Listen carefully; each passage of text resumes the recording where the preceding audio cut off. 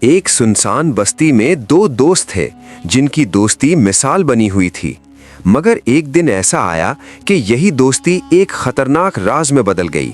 سچ اور جھوٹ کی جنگ شروع ہوئی اور فیصلہ ایسا ہوا جس نے سب کچھ بدل دیا۔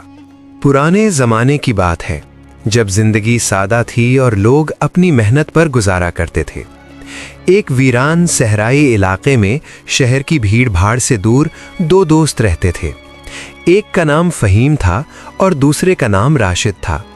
دونوں پیشے کے لحاظ سے مزدور تھے، سادہ دل اور محنتی، مگر دولت اور وسائل سے کوسوں دور تھے۔ ہر صبح وہ سورج نکلنے سے پہلے ہی کام کی تلاش میں نکل جاتے تھے۔ دن بھر سخت مشقت کرنے کے بعد شام کو جب تھکے ہارے واپس آتے تو کسی درخت کے سائے تلے بیٹھ جاتے۔ وہ روٹی کے چند نوالے آپس میں بانٹ کر کھاتے اور سکون کا سانس لیتے۔ ان کی دوستی میں سادگی، خلوص اور خاموش وفاداری نمایاں تھی۔ لیکن وقت ہمیشہ ایک جیسا نہیں رہتا۔ ایک دن ایسا آیا کہ دونوں کے درمیان سخت جھگڑا ہو گیا۔ بات اس قدر بڑھ گئی کہ وہ فیصلہ کروانے کے لیے قاضی کے پاس جا پہنچے۔ جھگڑے کی وجہ یہ تھی کہ مزدوری کے بدلے ملنے والی رقم پر دونوں نے اپنا اپنا حق جتایا۔ فہیم کا کہنا تھا کہ زیادہ محنت اس نے کی ہے، اس لیے زیادہ حصہ اسی کا بنتا ہے۔ راشد نے فوراً جواب دیا کہ اس نے بھی برابر بلکہ زیادہ کام کیا ہے، اس لیے وہ زیادہ حقدار ہے۔ قاضی ان دونوں کی باتیں سن کر حیران رہ گیا۔ دونوں ایک دوسرے پر الزام لگا رہے تھے اور اپنے حق کا دعویٰ کر رہے تھے۔ وہ دونوں قسم کھانے پر بھی آمادہ تھے۔ فیصلہ کرنا مشکل تھا کیونکہ بظاہر دونوں ہی سچے اور بے گناہ لگ رہے تھے۔ کوئی گواہ موجود نہ تھا اور نہ ہی کوئی ایسا ثبوت تھا جس کی بنیاد پر فیصلہ کیا جا سکے۔ معاملہ نہایت پیچیدہ ہو چکا تھا۔ آخر کار قاضی نے اپنے اختیارات استعمال کرتے ہوئے خزانے سے کچھ اضافی اشرفیاں منگوائیں۔ پھر دونوں مزدوروں نے جتنی رقم مانگی تھی قاضی نے وہ پوری دونوں کو دے دی۔ بظاہر انصاف ہو گیا تھا اور دونوں کو وہی ملا جو وہ چاہتے تھے، مگر قاضی کا دل مطمئن نہ تھا، کیونکہ قاضی کا اصل فرض صرف جھگڑا ختم کرنا نہیں ہوتا بلکہ حق اور باطل میں فرق کرنا بھی ہوتا ہے۔ اگر سچ اور جھوٹ کا پردہ نہ اٹھایا جائے تو ایسے جھگڑے دوبارہ جنم لیتے ہیں اور مجرم اپنے گناہ سے بچ نکلتا ہے۔ اسی سوچ کے تحت قاضی نے بظاہر معاملہ ختم کر دیا، مگر دل میں یہ عہد کر لیا کہ وہ اصل حقیقت تک ضرور پہنچے گا۔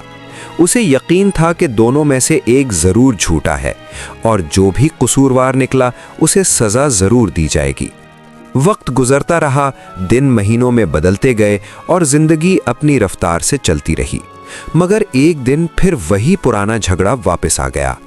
فہیم غصے سے بھرا ہوا قاضی کے دربار میں حاضر ہوا۔ اس کے چہرے پر غم، دکھ اور غصہ ایک ساتھ نمایاں تھے۔ فہیم نے قاضی کے سامنے فریاد کی کہ اس نے راشد کو 10 اشرفیاں قرض دی تھیں۔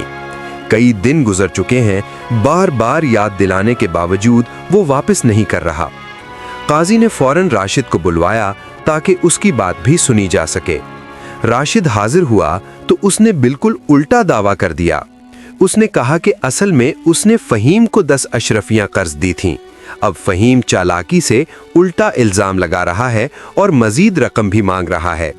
اس نے قاضی سے انصاف کی درخواست کی۔ فہیم فوراً بول اٹھا کہ دیکھیں یہ کس طرح جھوٹ بول رہا ہے، یہ مجھ سے قرض لے کر اب الٹا مجھ پر الزام لگا رہا ہے، قرض واپس کرنے کے بجائے مجھے ہی دھوکہ دے رہا ہے۔ قاضی دونوں کو غور سے دیکھتا رہا۔ معاملہ پہلے سے بھی زیادہ الجھ چکا تھا۔ دونوں اپنی اپنی بات پر ڈٹے ہوئے تھے اور خود کو سچا ثابت کر رہے تھے۔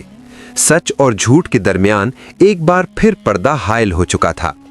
قاضی نے جب یہ نیا مقدمہ سنا تو وہ مزید پریشان ہو گیا۔ اب معاملہ صرف مزدوری کا نہیں رہا تھا بلکہ قرض جیسی نازک چیز کا سوال تھا، اور دونوں کے دعوے ایک دوسرے کے خلاف تھے۔ وہ بار بار سوچنے لگا کہ آخر کون جھوٹا ہے اور سچ تک کیسے پہنچا جائے۔ آخر کار اس نے ایک خاص تدبیر اختیار کرنے کا فیصلہ کیا۔ اس نے دونوں فریقین کو ایک دن کی مہلت دی اور اگلے دن دوبارہ حاضر ہونے کا حکم دیا۔ اسی رات قاضی نے عام لوگوں جیسے کپڑے پہنے، چہرہ چھپایا اور بھیس بدل کر خاموشی سے فہیم کے گھر کے قریب پہنچ گیا۔ گلی سنسان تھی اور ماحول پر گہری خاموشی چھائی ہوئی تھی۔ قاضی نے اپنے ساتھ ایک تھیلا رکھا جس میں 50 اشرفیاں تھیں۔ اس نے وہ تھیلا فہیم کے دروازے کے قریب رکھ دیا اور خود کچھ فاصلے پر جا بیٹھا تاکہ دیکھ سکے آگے کیا ہوتا ہے۔ کچھ دیر بعد دروازہ کھلا اور فہیم باہر نکلا۔ اس کی نظر جیسے ہی تھیلے پر پڑی وہ چونک گیا۔ وہ تیزی سے آگے بڑھا، تھیلا اٹھایا، ادھر ادھر دیکھا اور فوراً اندر چلا گیا، پھر دروازہ بند کر لیا۔ قاضی نے خاموشی سے یہ سب دیکھا اور وہاں سے اٹھ کر راشد کے گھر کی طرف بڑھ گیا۔ وہاں بھی اسی طرح تھیلا رکھ کر وہ دور جا کر بیٹھ گیا۔ دونوں نے تھیلا اٹھایا اور اپنے اپنے گھروں میں لے گئے۔ اب قاضی نے دوسرا قدم اٹھایا۔ رات گہری ہو چکی تھی، بادل گرج رہے تھے اور ٹھنڈی ہوا چل رہی تھی۔ قاضی نے راشد کے دروازے پر آہستہ سے دستک دی۔ کچھ ہی دیر میں دروازہ کھلا اور راشد سامنے آ گیا۔ قاضی نے نرم لہجے میں کہا کہ وہ ایک غریب مسافر ہے، بارش ہونے والی ہے اور اس کے پاس رہنے کی کوئی جگہ نہیں۔ اس نے ایک رات کے لیے پناہ مانگی۔ راشد نے اسے غور سے دیکھا مگر پہچان نہ سکا۔ اس نے فوراً دروازہ کھول دیا اور کہا کہ اس کا گھر مہمان کے لیے حاضر ہے۔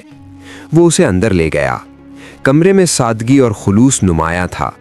راشد نے مہمان سے حال احوال پوچھا اور خود بھی اپنی زندگی کے حالات بتانے لگا۔ پھر اس نے سادہ سا کھانا پیش کیا۔ دونوں نے مل کر کھانا کھایا۔ قاضی ہر لمحہ راشد کے رویے کو غور سے دیکھتا رہا اور دل ہی دل میں ہر بات نوٹ کرتا گیا۔ کھانے کے بعد قاضی نے اپنی جیب پر ہاتھ پھیرا، پھر اچانک اس کے چہرے پر پریشانی چھا گئی۔ وہ حیرت سے بولا، یا اللہ، یہ میرے ساتھ کیا ہو گیا؟ راشد فوراً گھبرا کر بولا، کیا ہوا بھائی صاحب، سب خیریت ہے؟ قاضی نے افسردہ لہجے میں کہا، بیٹا میرے پاس اشرفیوں کا ایک تھیلا تھا، میری ساری جمع پونجی اسی میں تھی، لگتا ہے کہیں راستے میں گر گیا یا چوری ہو گیا، اب میں کیا کروں، میرا تو سب کچھ اسی میں تھا۔ راشد نے بات سنی اور کچھ دیر سوچنے لگا، پھر بولا، بھائی صاحب مجھے راستے میں ایک تھیلا ملا تھا، لیکن پہلے یہ بتائیں کہ اس میں کتنی اشرفیاں تھیں اور وہ کیسا تھا؟ قاضی نے اطمینان سے جواب دیا، بیٹا اس تھیلے میں تقریباً 50 اشرفیاں تھیں، وہ سب سونے کی تھیں اور میری پوری پونجی اسی میں تھی۔ راشد فوراً اٹھا اور کمرے کے ایک کونے کی طرف گیا جہاں اس نے تھیلا چھپا کر رکھا تھا۔ اس نے تھیلا کھولا، گنا اور دیکھا کہ واقعی 50 اشرفیاں موجود تھیں۔ بغیر کسی سوال کے وہ تھیلا واپس لا کر قاضی کو دے دیا۔ قاضی نے گہرائی سے راشد کی طرف دیکھا۔ وہ اس کی ایمانداری، مہمان نوازی اور خلوص سے بہت متاثر ہوا۔ وہ دل سے دعائیں دینے لگا، بیٹا تم جیسے لوگ دنیا میں کم ہوتے ہیں، اللہ تمہیں عزت دے، رزق دے اور سچائی پر قائم رکھے۔ راشد نے عاجزی سے مسکرا کر سر جھکا لیا۔ قاضی اٹھنے لگا تو راشد نے ادب سے کہا، بھائی صاحب رات کا وقت ہے، اندھیرا ہے اور بارش کی ہو سکتی ہے، آپ یہیں رک جائیں، صبح آرام سے چلے جانا۔ مگر قاضی نے نرمی سے کہا، نہیں بیٹا مجھے ابھی جانا ضروری ہے، ایک کام باقی ہے۔ پھر وہ خاموشی سے وہاں سے نکل گیا۔ قاضی اب سیدھا فہیم کے گھر پہنچا۔ اس نے دروازہ کھٹکھٹایا۔ اندر سے غصے بھری آواز آئی، کون ہے اس وقت؟ قاضی نے تحمل سے کہا، بھائی صاحب ایک ضروری بات ہے، براہ کرم دروازہ کھولیں۔ فہیم غصے میں دروازہ کھول کر باہر آیا اور تیز لہجے میں بولا، جلدی بتاؤ کیا کام ہے، رات کے وقت بھی سکون نہیں ہے تم لوگوں کو۔ قاضی نے نرمی سے کہا، بھائی صاحب میں ایک مسافر ہوں، آج کی رات گزارنے کے لیے پناہ چاہتا ہوں، کیا آپ کے گھر میں تھوڑی سی جگہ مل سکتی ہے؟ فہیم نے بے رخی سے جواب دیا، نہیں میرے گھر میں جگہ نہیں ہے، ہم خود مشکل سے رہتے ہیں، تمہیں کہاں رکھیں، یہاں سے چلے جاؤ، میرے پاس تمہارے لیے کوئی جگہ نہیں۔ قاضی نے خاموشی سے سر ہلایا، پھر بولا، ٹھیک ہے بھائی صاحب میں چلا جاتا ہوں، لیکن ایک اور بات ہے، شام کو اسی گلی میں میرا ایک تھیلا گم ہو گیا تھا، اس میں 50 اشرفیاں تھیں، مجھے شک ہے کہ وہ یہیں کہیں گرا ہوگا۔ یہ سنتے ہی فہیم کا چہرہ بدل گیا۔ وہ فوراً غصے میں بولا، یہ کیا بکواس ہے، کیا تم مجھ پر الزام لگا رہے ہو؟ یہاں صرف میرا ہی گھر ہے اور میں نے کوئی تھیلا نہیں دیکھا۔ قاضی کی اس پوری تحقیق کے پیچھے ایک گہرا مقصد تھا۔ وہ خاموشی سے دونوں کے رویے کو پرکھ رہا تھا۔ رات کے بعد وہ واپس اپنے گھر لوٹ آیا۔ सारी रात उसने जो कुछ देखा और सुना उसे दिल में महफूज कर लिया। अब फैसला करने का वक्त आ चुका था। शुभ होते ही काजी दरबार में आ बैठा। लोग जमा होने लगे और कुछ देर बाद फहीम और राशिद को भी पेश किया गया। काजी ने संजीदगी से दोनों को देखा और कहा, मैं तुम दोनों को एक बार फिर खबरदार करता हूं, मुझे अब सच और झूठ दोनों का इल्म हो चुका है। मेरे पास आंखों देखा सबूत मौजूद है। अगर कोई अपनी गलती मान ले तो उसके साथ नरमी की जाएगी, वरना सजा से बचना मुमकिन नहीं होगा। ये सुनते ही फहीम फौरन बोला। उसका लहजा सख्त और जिद से भरा हुआ था। काजी साहब, मुझे आपका पिछला फैसला बिल्कुल दुरुस्त लगा था। मैं आज भी वही कहता हूँ, मुझे इंसाफ चाहिए। झूठा सिर्फ राशिद है। काजी ने खामोशी से उसे देखा, फिर राशिद की तरफ मुतवज्जे हुआ। राशिद ने अदब से सर झुकाकर कहा, काजी साहब, आपको इख्तियार है। आप ही फैसला करें कि कौन सच्चा है और कौन झूठा। हमने अपनी बात कह दी है। काजी ने फहीम की तरफ देखकर कहा, बेटा, मैं तुम्हें आखिरी मौका दे रहा हूं, सच साफ साफ बता दो। मगर फहीम अपनी बात पर अड़ा रहा। वो बार बार कहता रहा कि वो सच्चा है। काजी सब कुछ जान चुका था। आखिरकार उसने सारा वाकया बयान कर दिया। उसने बताया कि किस तरह उसने रात को थैला रखा था और किस तरह फहीम ने उसे उठाकर अंदर ले लिया। ये सुनकर राशिद हैरान रह गया और फहीम का चेहरा जर्द पड़ गया, मगर वो फिर भी जिद पर कायम रहा। उसने कहा, मैंने कोई थैला नहीं लिया। अब काजी के लिए फैसला आसान हो गया। उसने राशिद को तमाम इल्जामात से बरी कर दिया और फहीम को झूठ और खयानत के जुर्म में सजा सुना दी। चंद दिन बाद जब फहीम सजा का कुछ हिस्सा काट चुका था तो काजी ने उसे बुलाया और नरमी से पूछा, अब सच बताओ, गलती किसकी थी? इस बार फहीम का सर झुका हुआ था। उसकी आवाज़ टूटी हुई थी। उसने आहिस्ता से कहा, काजी साहब, कसूर मेरा ही था। मैंने राशिद से कर्ज लिया था और वो थैला भी मैंने ही उठाया था। मैंने आपसे झूठ बोला, मैं शर्मिंदा हूँ। ये पूरी तहकीक दरअसल एक और मकसद के लिए की जा रही थी। काजी का एक करीबी मुशीर कुछ अरसा पहले वफात पा चुका था। अब वो एक ऐसे सच्चे और दयानतदार शख्स की तलाश में था जो ना सिर्फ वफादार हो बल्कि उसके एतमाद पर भी पूरा उतरे। जब पूरी तहकीक के बाद काजी को यकीन हो गया कि राशिद ही सच्चा और बाकिरदार इंसान है, तो उसने राशिद को सरकारी तौर पर अपना खास मुशीर मुकर्रर कर दिया। साथ ही उसे अच्छी खासी तनख्वाह और एक खूबसूरत रिहाइश भी अता की। राशिद के लिए ये सब किसी ख्वाब से कम न था।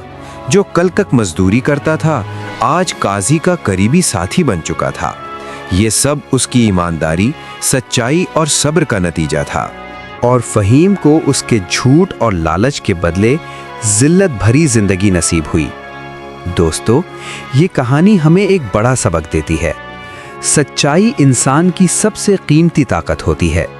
जो शख्स दिल से सच्चा और साफ हो, चाहे वो कितना ही गरीब क्यों ना हो, वक्त आने पर अल्लाह उसे इज्जत और कामयाबी जरूर अता करता है।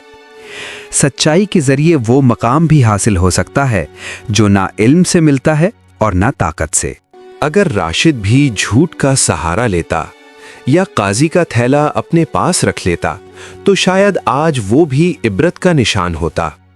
हमें हमेशा याद रखना चाहिए कि सच्चाई ही तरक्की और कामयाबी का वाहिद रास्ता है और सच्चा इंसान कभी नाकाम नहीं होता। मुझे उम्मीद है कि आपने इस कहानी से कुछ ना कुछ ज़रूर सीखा होगा।